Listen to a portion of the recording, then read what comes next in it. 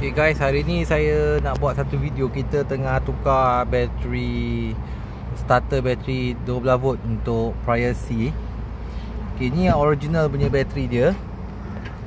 Kalau lihat dah mula kembung nampak? Dah mula kembung ni, dah bahaya ni.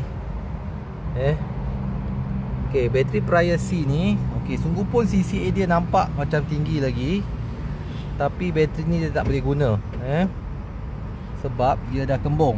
Okay, so ramai yang tanya, tak boleh pakai bateri biasa ke? Boleh, tetapi ada bahaya sikit lah. Bateri biasa ni dia tak ada satu valve. Valve ni adalah ni safety valve tau. Safety valve ni sebab bateri ni dia letak bawah seat.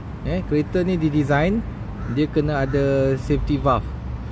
Sebab kalau tak ada safety valve, nanti gas hidrogen yang dihasilkan tu, kalau terlampau banyak, dia akan disalurkan guna ni lah.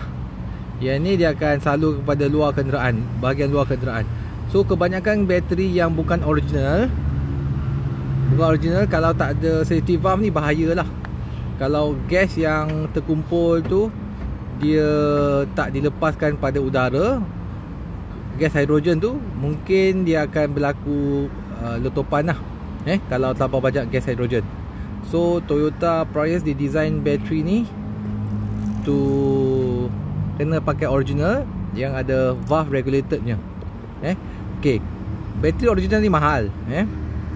So kita tukar dengan bateri teknologi lithium. Okay, you guys tengok sini. Okay, kita pakai bateri Nanex ni. Dia ada jaminan 3 tahun. Jaminan 3 tahun. Lithium tak perlu valve lah. So tak perlu pakai benda ni, sebab lithium tak menghasilkan gas hidrogen.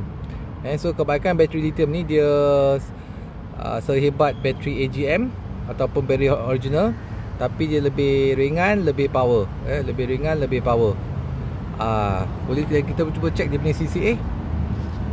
Kita boleh check dia punya CCA. Kejap Jadi kita tengok bateri ni. Bateri ni berapa CCA dia. Okay, ni kita kepit sini. Okay, kejap I test bateri ni.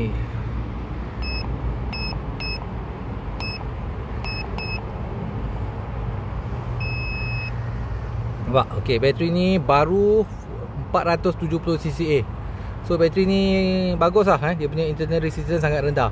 So sangat sesuai untuk ganti bateri original ni. Sebab original ni agak mahal, dalam 500. So 1 year warranty. Yang ni Nanex ni jaminan 3 tahun, 3 years warranty. Lebih bagus daripada bateri biasa lah. Dan dia sangat ringan. Ni model ni dalam 3 kilo saja. Kalau ni original dalam 5 kilo, dalam 10 kilo dan agak mahal. Kalau pakai bateri biasa Amarok ke Yuasa ke Yokohama, tak sesuai. Not recommended, sebab dia tak ada safety valve.